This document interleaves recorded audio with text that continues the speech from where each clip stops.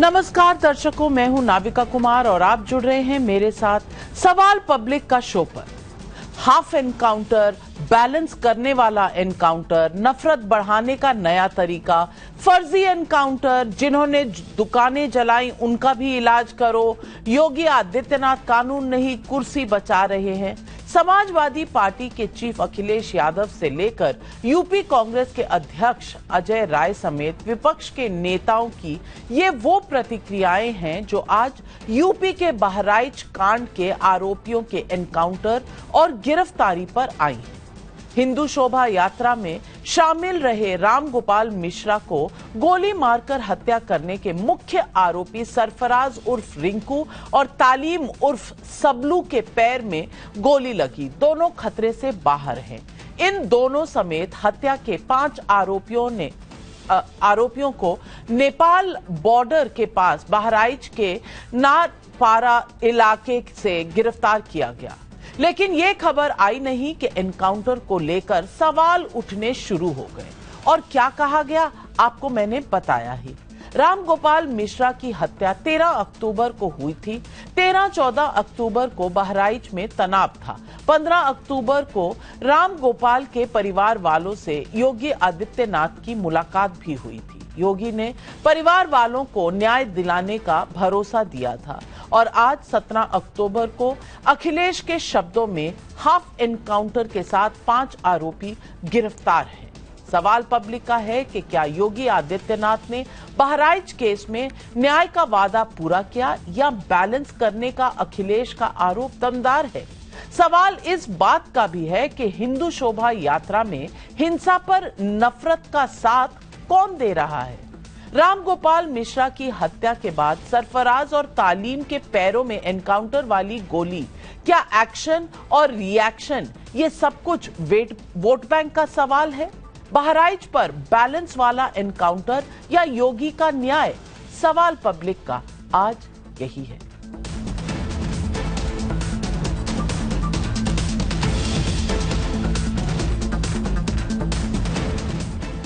रामगोपाल मिश्रा की हत्या को लेकर दर्ज एफआईआर में 6 नामजद और 4 अज्ञात आरोपियों के नाम थे। पुलिस के बयान के मुताबिक पकड़े गए 5 आरोपियों में 3 नामजद आरोपियों के नाम हैं। मोहम्मद फहीम, एनकाउंटर में घायल हुआ सरफराज उर्फ रिंकू और अब्दुल हमीद। इनके अलावा एनकाउंटर में घायल मोहम्मद तालीम उर्फ सबलू और मोहम्मद अफजल भी पकड़े गए हैं। पुलिस के बयान के मुताबिक मोहम्मद फहीम और मोहम्मद तालीम उर्फ सबलू की निशानदेही पर मर्डर में इस्तेमाल हथियार की बरामदगी के लिए जब पुलिस टीम लेकर गई तो इनके द्वारा वहां रखे हथियारों से पुलिस पर फायरिंग की गई। जवाबी फायरिंग में दोनों को गोली लगी। एनकाउंटर के बाद का एक खास वीडियो भी हमारे पास है, मैं उसे आपको दिखाना चाहती हूँ।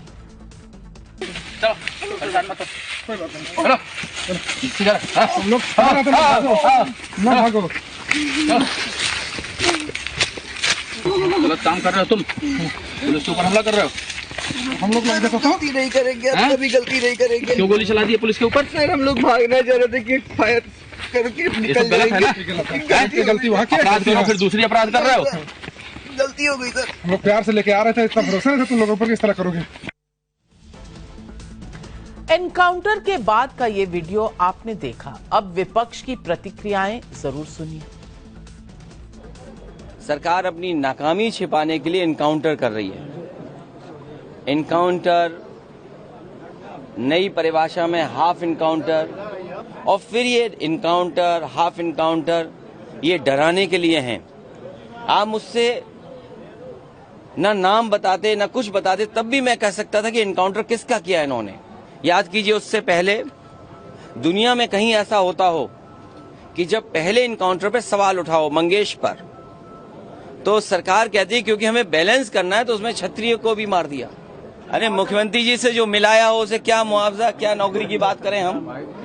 अच्छा बताइए, मुख्यमंत्री जी के साथ जो 2 घंटे वक्त गुजारा हो उन्हें तो सरकारी नौकरी देनी चाहिए, और फिर जो फेक एनकाउंटर में निकलेंगे उनको क्या नौकरी देंगे क्या? ये पहले से फर्जी इनकाउंटर करा रही है, चाहे वो मंगेश यादव का हो, अजीत प्रताप सिंह का हो, चाहे ये बहराइच ये केवल और केवल अपने फेलिवर को, अपनी कमियों को छिपाने के लिए की और सरकार केवल और केवल दंगा कराना और फर्जी इनकाउंटर कराना। दंगाई तो दंगाई है। दंगाई को आप किसी धर्म के साथ क्यों जोड़ते हो? जिन्होंने दुकानें जला करके खाक कर दी, पूरी मार्केट जला दी और घरों में घुस करके औरतों के साथ बदतमीजी की, उनका भी इलाज करना चाहिए। उत्तर प्रदेश में इतना भीतर घात है बीजेपी में, इतना योगी जी की कुर्सी खतरे में है और डावाडोल स्थिति है कि वो उसी को बचाने में लगे हुए हैं। उत्तर प्रदेश में फर्जी एनकाउंटरों की एक लिस्ट है, चाहे वो विकास दुबे हो, चाहे अभी वो यादव जी का हुआ। अब इस तरह की बातें कि उत्तर प्रदेश की जो पुलिस एक रूट पर व्यवस्था नहीं कर सकी, वो एनकाउंटर करने में सबसे आगे रहती है। चप्पल पहन के करना पड़े फिर भी दौड़ के एनकाउंटर करते हैं। इन प्रतिक्रियाओं में आपको योगी आदित्यनाथ पर निशाना दिखेगा। ये विपक्ष का अधिकार है, मेरा सवाल इस पर नहीं है। लेकिन क्या विपक्ष की संवेदनाएं रामगोपाल मिश्रा को लेकर अलग है और मुस्लिम आरोपियों को लेकर अलग? क्या वोट बैंक से संवेदनाएं तय होती हैं? हिंदू यात्रा में हुई हिंसा में पहले गलती किसने की, ये बात अभी कोई नहीं कह सकता। फिर विपक्ष का ये कौन सा रवैया है? आज रामगोपाल मिश्रा को गोली लगने के वक्त का एक वीडियो भी नवभारत टाइम्स नाउ नवभारत को मिला है। गोली लगते ही वो छत पर गिर गया। क्या कहा सुनिए।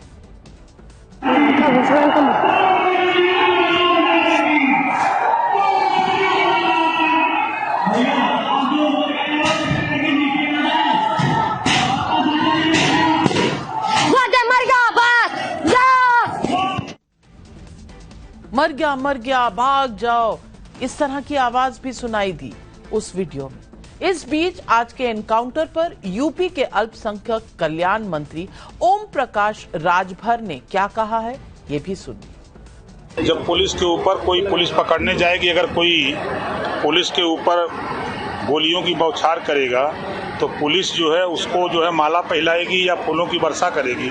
पुलिस हमेशा उनको गिरफ्तार करने का, अपराधी प्रवृत्ति के लोगों को गिरफ्तार करने जाती है। अगर वो हरकत करते हैं तो पुलिस की तरफ से फायरिंग होती है।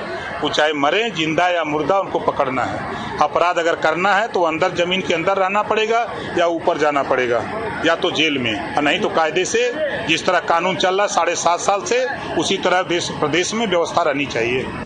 तो आज पब्लिक का सवाल यही है, हिंदू यात्रा में हिंसा और हत्या पर न्याय का तराजू बराबर या बैलेंस वाला एनकाउंटर? रामगोपाल मिश्रा की हत्या के आरोपियों का योगी हिसाब कर रहे तो क्या अखिलेश वोट बैंक बचा रहे? बार बार हिंदू यात्राओं में हो रही हिंसा का जिम्मेदार कौन? नफरत का साथ कौन दे रहा है? यही सवाल आज पब्लिक पूछ रही है। और इन सवालों के जवाब देने के लिए आज हमारे साथ जुड़ रहे हैं बीजेपी के राष्ट्रीय प्रवक्ता राकेश त्रिपाठी, कमलाकर त्रिपाठी नेता हैं कांग्रेस पार्टी के, आदिल हसन प्रवक्ता हैं AIMIM के, विवेक श्रीवास्तव राजनीतिक विश्लेषक, हर्षवर्धन त्रिपाठी वरिष्ठ पत्रकार। लेकिन मेरा पहला सवाल जाता है डॉक्टर अजीज खान के पास, जो समाजवादी पार्टी के राष्ट्रीय प्रवक्ता हैं। अजीज खान साहब, मैं पूछना चाहती हूं, अखिलेश जी क्या कहना चाह रहे हैं? बैलेंस का एनकाउंटर, क्या बैलेंस हो रहा है? क्या न्याय रामगोपाल मिश्रा और उसके परिवार को नहीं मिलना चाहिए? सवाल यह भी है कि अगर आप एनकाउंटर के आंकड़े देखें तो लगभग 500 एनकाउंटर मुलायम सिंह यादव के दौर में हुए थे और लगभग 400 एनकाउंटर से ज्यादा अखिलेश यादव के दौर में हुए थे। पिछले 7 साल का जो आंकड़ा है वो 207 का आंकड़ा है। तो मुझे बताइए, ये एनकाउंटर का पाठ किसे पढ़ाया जा रहा है? देखिए नाविका जी, आप एक आंकड़ा दे रही हैं कि माननीय नेताजी के टाइम पे इतने एनकाउंटर हुए, लेकिन शायद आपने ये नहीं देखा होगा कि इनकाउंटर का काउंटर कभी नहीं देखा होगा आपने। जिस तरह मंगेश का इनकाउंटर हुआ, उसके बाद आवाजें उठी, तो किस तरह एक क्षत्रिय लड़के को किस तरह उसका इनकाउंटर हुआ, वो सारी बातें हैं, मैं उस पर चर्चा नहीं करना चाह रहा हूं। आप चूंकि बहराइच पे इशू है तो बहराइच में बात करें। देखिए एक बात नाविका जी बहुत स्पष्ट है कि जिस तरह 13 तारीख को वहां दंगा भड़का और एक युवक की जान चली गई, रामगोपाल मिश्रा जी की, वो भी मेरे अपने हैं। वहां पर जिस तरीके से दंगा भड़का, एक शख्स की जान चली गई, रामगोपाल मिश्रा जी की, वहां दंगाइयों ने किस तरह लोगों का घर फूंका, किस तरह गाड़ियों को फूंका, किस तरह तमाम तरीके की दिक्कतें पैदा की, लॉ एंड ऑर्डर को किस तरह डिस्टर्ब कर दिया गया। आखिर ये हुआ क्यों, हालात ऐसे पैदा क्यों हुए, ये बहुत इंपॉर्टेंट इशू, इस पर चर्चा होना चाहिए कि अगर सही तरीके से लॉ एंड ऑर्डर मेंटेन होता, पुलिस अपनी जिम्मेदारी को निभाती, प्रशासन अपना काम ठीक से करता, तो इस तरीके का जब धार्मिक जुलूस निकल रहा था, और ये सरकार को भी पता है, प्रशासन को भी पता है कि जब किसी भी मजहब का धार्मिक जुलूस निकलता है तो कुछ उन्मादी तक उस पर दिक्कत पैदा कर सकते हैं, कुछ भी अनहोनी हो सकती है। तो आखिर रोड मैप प्रॉपर क्यों नहीं बनाया गया, और उसके साथ साथ उसका जो लोकल इंटेलिजेंस है, लोकल इंटेलिजेंस ने प्रॉपर रिपोर्ट सबमिट क्यों नहीं किया, पुलिस की मुस्तैदी प्रॉपर तरीके से क्यों नहीं रही, सही तरीके से वहां पूरी तरह से फोर्स क्यों नहीं डिप्लॉयड किया गया, बहुत सारे सवाल हैं। और उसके साथ साथ और आप देखिए कि एक शख्स की जान चली जाती है, रामगोपाल मिश्रा जी की, बहुत ही निंदनीय और बहुत ही तकलीफदेह है। अगले दिन शव यात्रा निकाला जाता है, आप देखिए हजारों की भीड़ निकलती है और पुलिस साथ साथ में रहती है, लोग किस तरह लाठी डंडा लेकर निकलते हैं। कहने का मकसद हमारा यह है कि पुलिस का काम है शासन और प्रशासन को चुस्त दुरुस्त रखना, सरकार का काम है, आप शासन सत्ता में है, प्रशासन को ठीक तरीके से चलाना। लेकिन कहीं ना कहीं जिस तरह लापरवाही हुई, ये वाकई में चिंता का विषय है, क्योंकि चाहे नुकसान हिंदू भाई का हो, चाहे मुसलमान का हो, नुकसान तो हमारा अपना है, हमारे हिंदुस्तानी का नुकसान है। और ये जो नुकसान हुआ, इसकी भरपाई कौन करेगा? क्या पीठ थपथपाया जा रहा है? सवाल तो आप सही उठा रहे हैं अजीज खान साहब, सवाल तो आप सही उठा रहे हैं, लेकिन मुझे बता दीजिए, अखिलेश यादव जी के पूरे बयान में रामगोपाल मिश्रा थे कहां? उन्हें तो एनकाउंटर ही, half encounter, fake encounter, balance करने वाला, डराने वाला एनकाउंटर नजर आ रहा था। मैं पूछना चाहती हूं राकेश त्रिपाठी से, असदुद्दीन ओवैसी कहते हैं ठोक देंगे, लेकिन ठोक दिया जब रामगोपाल मिश्रा को तो एक लफ्ज नहीं निकला मुंह से, ऐसा क्यों?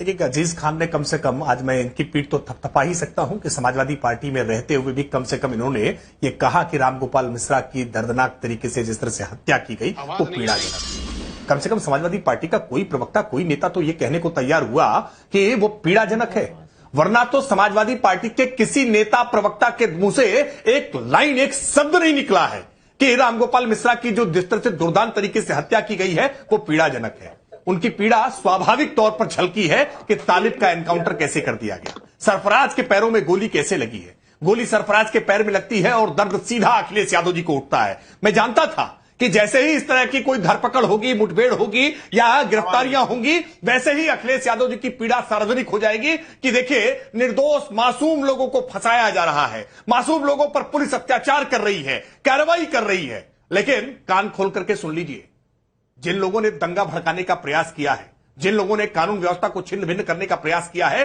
उनके खिलाफ कठोरतम कार्रवाई होती रहेगी। और पुलिस के ऊपर गोली चलाने का दुस्साहस जो लोग करेंगे ना, सठे साठ्यम समाचरित उनके साथ होगा ही होगा। उत्तर प्रदेश की पुलिस हाथ पर हाथ धर के बैठेगी नहीं। अगर पुलिस पर गोली चलाएंगे, दुस्साहस दिखाएंगे, तो निश्चित तौर पर यही मुकम्मल अंजाम होगा। मैं इस बात को फिर स्पष्ट तौर पर कह रहा हूं, और अखिलेश यादव जी को इस बारे में पीड़ा होती है कि ये सरफराज का या तालिब का एनकाउंटर क्यों हो गया, पैर में गोली क्यों मार दी गई, तो अगर आपके संपर्क संबंध हो, आपको पीड़ा होती है, तो उनके पास तक संदेश पहुंचा दीजिए कि बाकी जो वांछित दंगाई है ना, जिनके खिलाफ एफआईआर दर्ज है, जो नेम्ड हैं या जो इस मामले में किसी प्रकार से संलिप्त हैं, उनको अपने स्थानीय नेताओं के द्वारा एक बार सूचना पहुंचा दीजिए कि कचहरी में आकर के आत्मसमर्पण कर दे या उत्तर प्रदेश की पुलिस के सामने आकर आत्मसमर्पण कर दे। और अगर आत्मसमर्पण नहीं करेंगे, पुलिस के साथ टकराव करने की कोशिश करेंगे, पुलिस के ऊपर गोली चलाने की कोशिश करेंगे, तो फिर ऐसे ही अखिलेश यादव जी का दर्द बढ़ता जाएगा। वो सार्वजनिक तौर पर अपने इस दर्द का इजहार करते रहेंगे, लेकिन इस दर्द से निजात उनको नहीं मिलने वाली है। यह दर्द खत्म नहीं होने वाला है, क्योंकि उत्तर प्रदेश की पुलिस, उत्तर प्रदेश की सरकार किसी प्रकार की कोई रहमदिली, कोई नरमी बरतने वाली नहीं है। ये जो अपराधी पकड़े गए हैं, इन अपराधियों के खिलाफ राष्ट्रीय सुरक्षा कानून के तहत कार्रवाई की जाने वाली है। एनएसएल इंपोज करने का काम करेंगे, क्योंकि ऐसे तत्व, ये पैशाचिक तत्व है, ये समाज के लिए खतरा है, ये समाज की सुख शांति के लिए खतरा है। ये केवल रामगोपाल मिश्रा की हत्या ही नहीं है, ये डराने धमकाने का प्रयास है कि दुर्गा प्रतिमा विसर्जन का कोई जुलूस लेकर के मत निकलना। ये संवेदनशील क्षेत्र है। और देखिए कैसे अजीज खान भी बताते समय कह रहे थे कि अनहोनी हो सकती है, प्रशासन इस बात की पहले से आशंका क्यों नहीं रखता है। शर्म नहीं आती है ये बात कहते समय?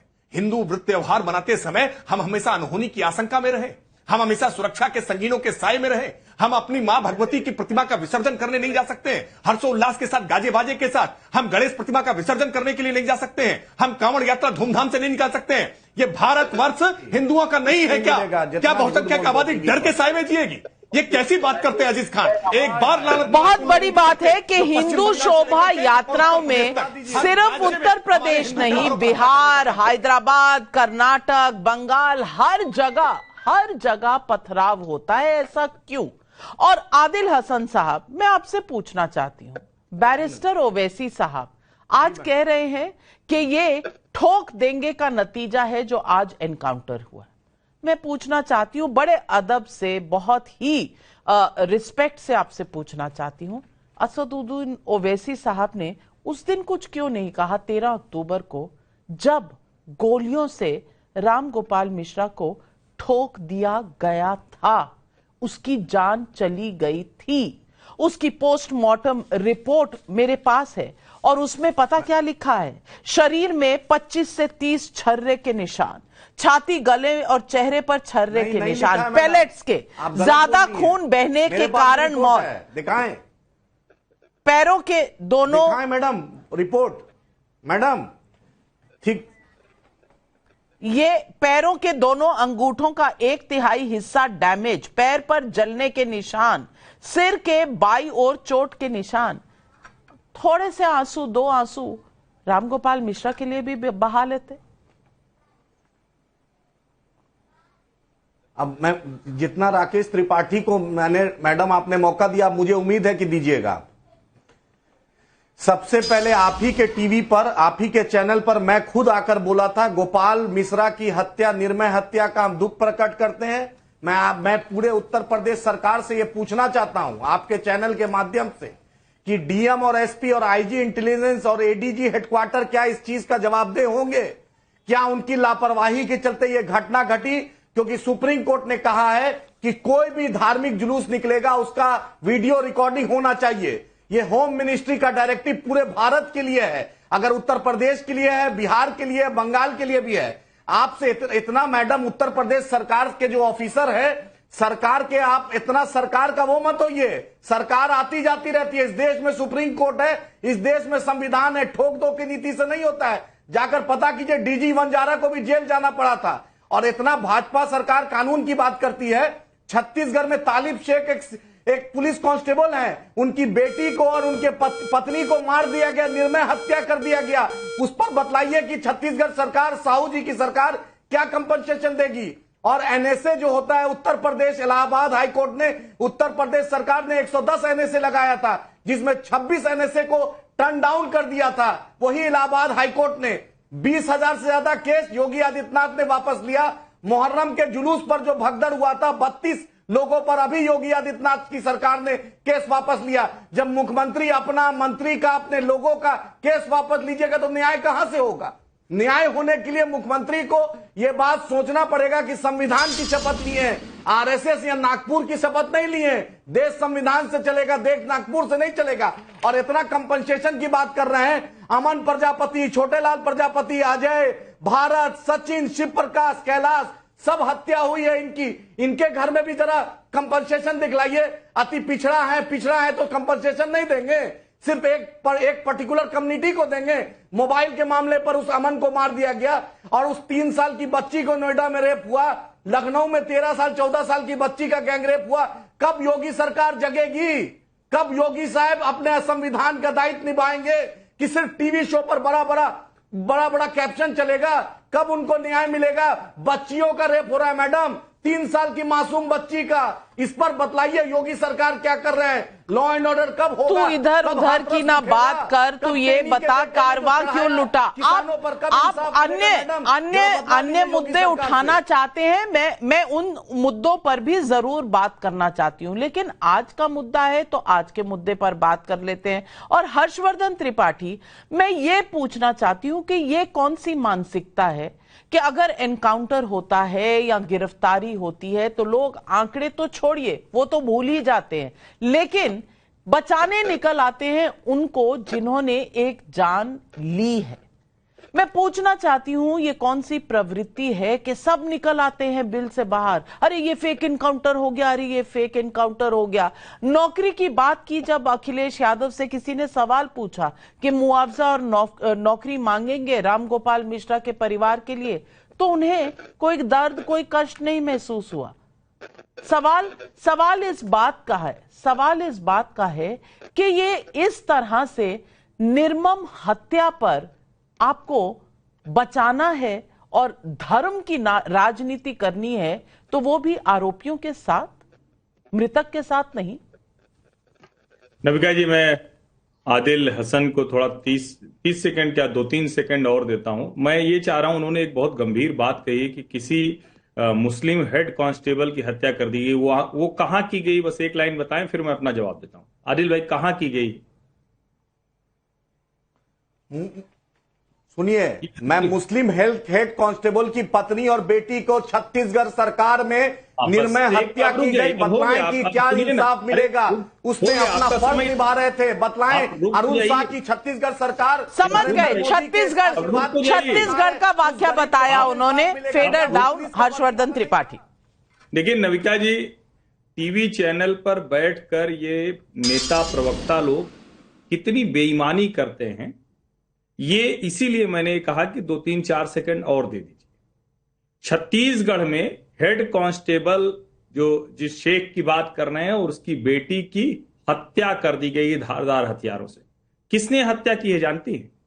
कुलदीप साहू ने हत्या की है। और वो कुलदीप साहू कौन है? वो युवक कांग्रेस महासचिव है। वो उसको पुलिस ने पकड़ लिया है। उसके खिलाफ छत्तीसगढ़ की जो विष्णुदेव साय की सरकार है वो कार्रवाई कर रही है। उसने बिल्कुल कोई कसर नहीं, लेकिन डिबेट करना चाह रहे थे ये डिबेट को, इसलिए मैंने कहा कि डिबेट सुनने वालों को पर्सपेक्टिव मिले, ये बड़ा जरूरी है। कांस्टेबल शेख की हत्या की गई, युवक कांग्रेस का नेता था, उसको भाजपा की सरकार में पकड़ा गया है, कार्रवाई हो रही। अब आते हैं जो मूल मसला है।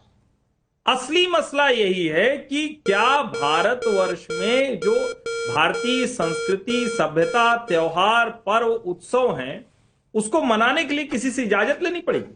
आमतौर पर एक शब्द हम बड़ा सुनते थे, पता नहीं आजकल बोलते नहीं हैं ये लोग। पहले कहते थे कि ये गंगा जमुनी तहजीब। अब हम तो प्रयागराज वाले हैं, बेवजह ये लोग फ्रॉड काम करते हैं। गंगा यमुना दोनों ये हिंदुओं के आराध्य, चाहे आप भागीरथ से कहेंगे, चाहे आप कृष्ण की लीला से कहेंगे, तो दोनों हिंदुओं से जुड़ा हुआ है, लेकिन पता नहीं क्यों गंगा जमुनी संस्कृति कहते थे।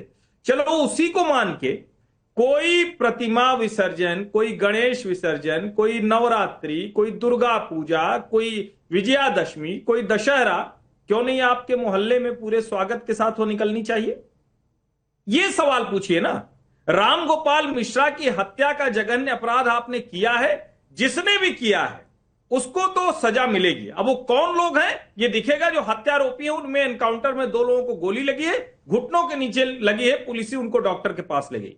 लेकिन हिंदू पर्व, त्योहार, उत्सव पर क्यों नहीं, जो इस देश का अल्पसंख्यक समाज है, और अल्पसंख्यक तो नहीं है, वो सेकंड लार्जेस्ट मेजॉरिटी है, वो माइनॉरिटी तो है नहीं, लेकिन मुस्लिम मोहल्ले, मुस्लिम इलाके, कोट अनकोट, वैसे तो ये होना नहीं चाहिए देश में, लेकिन जो है वहां सबको पता है यात्रा निकलेगी, तोरण द्वार था। क्या ये लोग अगर उसके सामने यात्रा का स्वागत करते हुए सांप्रदायिक सौहार्द, सद्भाव बनाते होते, तो क्या ये स्थिति बनती? तब क्या कोई प्रोवोकेटिव गाने बजते? तब क्या कोई उनके घर के सामने इस तरह से नारे लगाता? नहीं लगाता। ये सवाल पूछना चाहिए। ये बेईमान लोग हैं, ये झूठ बोल रहे हैं। पिछले 4 दिनों से 13 तारीख से एक बच्चे की हत्या कर दी और उसके बाद लगातार बेईमानी कर रहे हैं। तय कीजिए ना आप कि हिंदू पर्व, उत्सव, त्योहार पर कभी, और क्यों नहीं होता आप बताइए ना, क्या कभी किसी मुस्लिम पर्व, उत्सव, त्योहार पर हिंदू जाकर पत्थरबाजी करते हैं? और क्या क्या नारे लगते हैं, उन नारों को छोड़ दीजिए, वो किसी जुलूस में कोई नारा नहीं लगना चाहिए, लेकिन मूल सवाल पर आइए, तब बात होगी ठीक से, वरना आप बेईमानी कर रहे हैं। बिल्कुल यही है मूल सवाल। और ये सवाल मैं कमलाकर त्रिपाठी जी से पूछूं। नहीं, आप तो सारा, मैं अगर आपको 40 मिनट भी दे दूंगी आपको कम पड़ेंगे। सवाल मुझसे है तो आप कमलाकर त्रिपाठी, मैं आऊंगी आपके पास, इत्मीनान से बैठे। कांग्रेस के नेता भी हैं, उनसे भी, उन्हें भी बोलने का हक है, उन्हें भी बोलने का हक है। थोड़ा सा, मैडम, उन्होंने मुझे बोला है। आप जवाब देने के लिए तैयार हूं। हाँ ठीक है, मैं आऊंगी, आपका टाइम आएगा। लेकिन कमलाकर त्रिपाठी जी, मैं पूछना चाहती हूं, मैं सिर्फ एक बात पूछना चाहती हूं कि एक अपराध हुआ है, एक मर्डर हुआ है। अगर मर्डर हुआ है तो क्या न्याय होना चाहिए या नहीं? पुलिस की कार्रवाई होनी चाहिए या नहीं? या उसमें जैसे ही अरेस्ट हो, बिना ये जाने के एनकाउंटर में कोई मरा, जिया, अरेस्ट हुआ, किस हाल में हुआ, कैसे हुआ, इस तरह के जो रिएक्शंस आ रहे हैं, ये कहीं ना कहीं दिखाता है कि ये एक इकोसिस्टम की सोच है।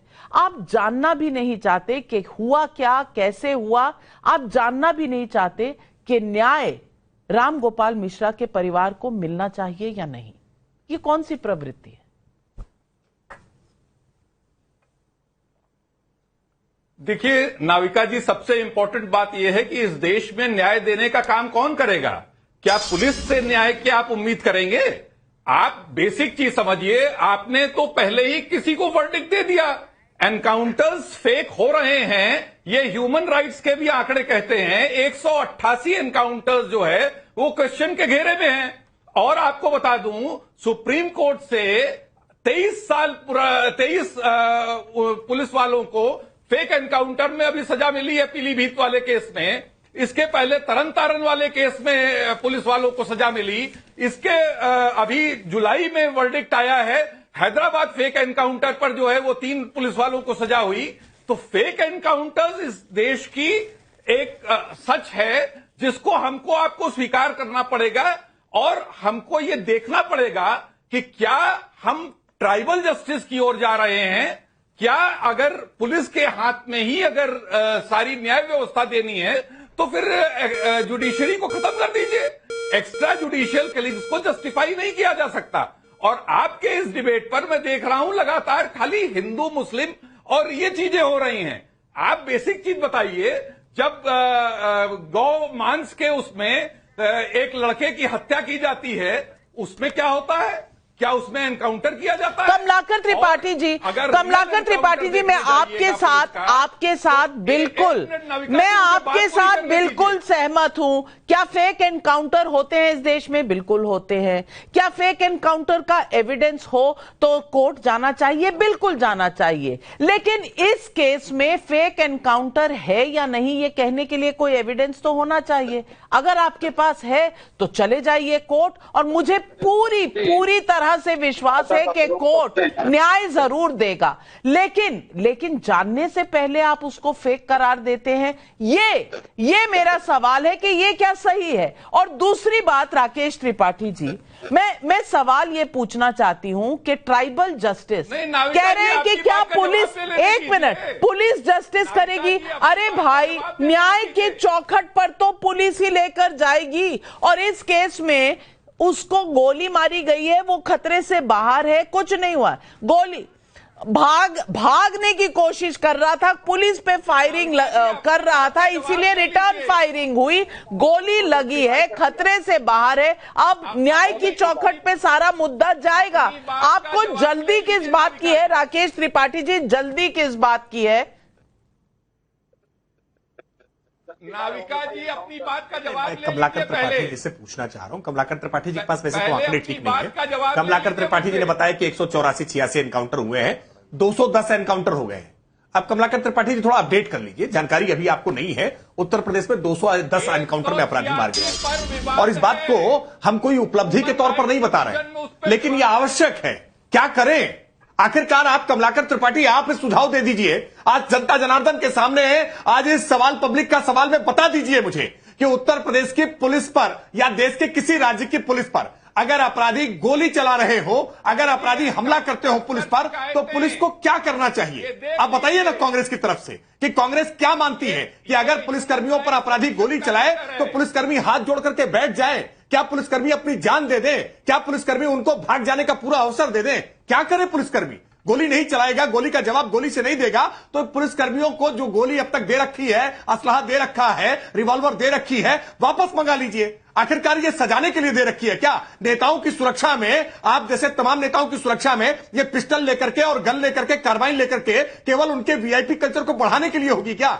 पुलिस जो कर रही है वो ठीक कर रही है। और अगर पुलिस के काम में आपको खामी दिख रही है तो कांग्रेस पार्टी के पास भी एक बड़ी लंबी चौड़ी लीगल सेल है, बड़े सारे संख्या में अधिवक्ता हैं, अभिषेक मनु सिंघवी जैसे। लगाइए ना उनको काम पर, केवल टीवी डिबेट पर आकर के जुबानी जमा खर्च कर देते हैं। अरे अपने एडवोकेट्स की टीम को लगाइए, एक एक फेक एनकाउंटर्स को परत दर परत सबके सामने नग्न कर दीजिए और डंके की चोट पर आके बताइए कि कांग्रेस के वकीलों की टीम ने उत्तर प्रदेश के सारे फेक एनकाउंटर्स को कोर्ट के सामने आज उजागर कर देने का काम किया है। लेकिन ये तो नहीं कर पाते हैं आप, क्योंकि आप भी जानते हैं कि आप झूठ बोल रहे हैं, आप आकर के बेशर्मी कर रहे हैं, आप आकर के अपराधियों के बचाव में खोखले तर्क करने का काम कर रहे हैं और इससे चलेगा नहीं।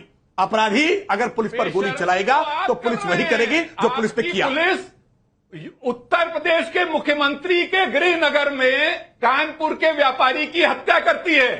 ये वो पुलिस है जो रियल एनकाउंटर जब होता है कानपुर में मुकदमा लिखा हत्या का, अपने 7 पुलिस वालों को खोते हैं क्योंकि वो मुखबिरी खुद करते हैं।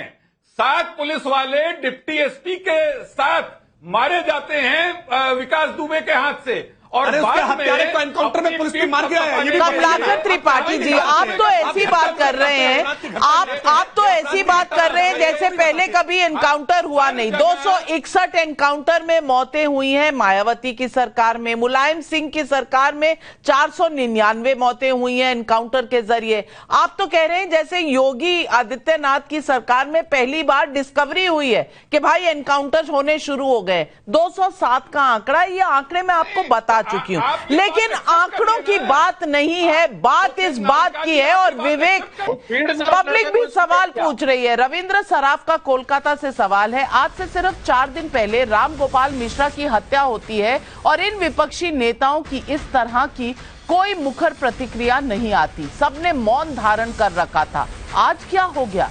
संजय प्रजापति का मुंबई से सवाल है, नाविका जी, अयोध्या में कार सेवकों पर गोली चलाना क्या कानून व्यवस्था और सौहार्द बनाना था? आज अपराधियों के एनकाउंटर पर समाजवादी पार्टी कैसे सवाल उठा सकती है?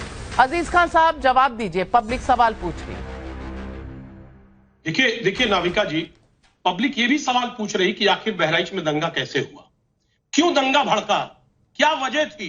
यही योगी जी है तो कह रहे थे साहब यहाँ ये तो दंगा मुक्त प्रदेश है, फिर अचानक दंगा हो गया।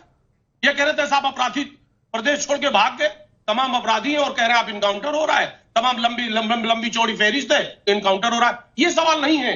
सवाल अभी हर्षवर्धन त्रिपाठी जी का देखिए साहब, उन्होंने कहा कि हिंदू और मुसलमान एक दूसरे का सम्मान करें, ऐसे जुलूस का। तो समाजवादी पार्टी हमेशा इसके साथ रही है, लेकिन नफरत की बात तो आप करते हो। आप हमेशा हिंदू और मुसलमान कटोगे बटोगे और स्टेज पे चढ़कर हमारे देश के प्रधानमंत्री पता नहीं किन किन शब्दों का इस्तेमाल करते हैं। हकीकत तो यह है कि इस वक्त जो आज के हालात हैं वो बीजेपी सिर्फ और सिर्फ नफरत की बात करती है। समाजवादी पार्टी ने हमेशा ये कहा है कि मस्जिद की अजा हो या शिवालय का सदर हो, अपनी तो ये हसरत है किसी तरह शहर हो, हम अमन चैन की बात करते हैं और अमन चैन की बात हमेशा करते रहेंगे। हम नफरत की बात कभी नहीं करते हैं। अमन चैन की बात कर रहे हैं, अमन चैन की अगर आप बात कर रहे हैं तो राम गोपाल मिश्रा पर अखिलेश भैया कुछ कह ही देते, नहीं कहा ना। रविंद्र केपी का यूट्यूब पर सवाल है, क्या अखिलेश यादव और असदुद्दीन ओवैसी का दर्द सिर्फ एक समुदाय के लिए है? आदिल हसन जवाब दीजिए, पब्लिक का सवाल। हम सबसे पहले इस गोपाल मिश्रा की मौत का कंडेम आपके चैनल पर किया गया था। किसी की भी मौत हो, तेलंगाना में भी हुआ था तो सबसे पहले बैरिस्टर साहब ने विरोध किया था। इनकाउंटर भारत का संविधान का मूल रूप नहीं है, देश नागपुर से नहीं संविधान से चलेगा। और आप बतलाइए, इतना पुलिस प्रशासन की बात कर रहे हैं, यति नरसिंहा ने इतना घटिया बयान दिया, अभी तक उत्तर प्रदेश सरकार ने क्या कार्रवाई की? जवाब दीजिए राकेश त्रिपाठी, क्यों नहीं लगा मैडम? जवाब दीजिए राकेश त्रिपाठी, वाजिब सवाल है, जवाब दीजिए। प्रॉफिट के शान में इतना गुस्ताखी किया, आप चुप रहती हैं? जवाब दीजिए राकेश त्रिपाठी जी, जवाब दीजिए। अजीज खान की बात का जवाब दे दो। डॉक्टर अजीज खान बोलिए। मैं जवाब दे रहा हूं। डॉक्टर अजीज खान ने कहा कि बहराइच में दंगा हुआ। पहली बात तो आप स्पष्ट तौर पर जान लीजिए, दंगा हुआ नहीं, दंगा करने का प्रयास किया गया। बहराइच का एक तहसील है, महसी का एक कस्बा है महाराजगंज, उस कस्बे के भीतर हिंसा की घटना प्लांट की गई, वहां यह प्रयास किया गया है। बाकी बहराइच की किसी तहसील में किसी प्रकार की कानून व्यवस्था बिगड़ने की कोई खबर नहीं है, कोई सूचना नहीं है, ना किसी प्रकार का कोई कर्फ्यू इंपोज किया गया है, ना कहीं आगजनी की घटनाएं, हिंसा की घटनाओं को प्रसारित होने दिया गया है, फैलने दिया गया है। जैसे आपकी सत्ता रहते हुए, आपकी सरकार रहते हुए उत्तर प्रदेश का कोई जिला छूता नहीं हुआ करता था और दंगा महीनों तक चलता रहा था। भूल गए हैं क्या अजीज खान? स्मृति इतनी कमजोर तो नहीं हुई होगी। आप जानते हैं कि दंगे का मतलब क्या होता है? जब दुधे बच्चों को दूध नहीं मिल पाता है, जब बिजली की आपूर्ति नहीं होती है, जब डॉक्टर से दवाइयां नहीं मिल पाती है, जब कर्फ्यू इंपोज कर दिया जाता है, तब दंगा कहलाता है। यह दंगा नहीं होने दिया गया। षड्यंत्र जरूर था, साजिश जरूर थी, प्रयास जरूर था, लेकिन धरपकड़ करने का काम किया गया। उत्तर प्रदेश के पुलिस के आला अधिकारी मौके पर तुरंत पहुंचे हैं और जो इस तरह के दंगाई तत्व थे, उन दंगाई तत्वों को दंगा करने की साजिश से विफल कर देने का काम किया गया है। अब आप सवाल विवेक श्रीवास्तव जी, इनके आपके आदिल हसन से आप कह रहे हैं कि किसके खिलाफ क्या कार्रवाई हुई है? कार्रवाई विधि सम्मत तरीके से ही होगी। कार्रवाई बीएनएसएस जो कानून है उसके तहत ही होगी और जो धाराएं इंपोज की जानी थी वो एफआईआर दर्ज की गई है। कानून अपना काम कर रहा है, लेकिन आपकी तरह से नहीं होगा कि सड़क पर चौराहे पर निकल गया गुस्ताखे रसूल की क्या सजा और नारा लगा करके सजा देने का काम 20 दिन हो गया, कहां पुलिस एक्शन ले रही है? राकेश त्रिपाठी, कानून नहीं है जैसा आप सड़क पर करना चाहते हैं वो नहीं होने वाला है। तालिबान के सरकार पब्लिक के और भी कुछ सवाल है। संजय मिश्रा का भदोही यूपी से सवाल है। 2013 का मुजफ्फरनगर दंगा महीनों तक चलता रहा, तब सपा की सरकार थी, जबकि बहराइच की हिंसा 4 दिन के अंदर वहां शांति कायम हो गई है। कैसे कह सकते हैं कि योगी सरकार फेल है? भोलेनाथ मिश्रा का यूट्यूब पर सवाल है। हमारे घर के सामने से मुहर्रम जुलूस निकलता है, कोई हिंसा नहीं होती। हिंदू शोभा यात्राएं जब निकलती हैं तभी उन पर अटैक क्यों होता है? असित मोदी का मुंबई से सवाल है। क्या राहुल गांधी राम गोपाल मिश्र के घर जाएंगे, उनके परिवार से मुलाकात करेंगे? कमलाकर त्रिपाठी जी जवाब दीजिए। देखिए नाविका जी, सबसे पहले तो आपको बता दूं, चाहे वो किसी हिंदू प्रोसेशन पर हो, चाहे वो बरेली के मुहर्रम के जुलूस पर पथराव हो, चाहे इस तरह की कोई भी घटना हो, वो सर्वथा निंदनीय है। लेकिन एक पुरानी चीज है कि 2 wrongs cannot make a right.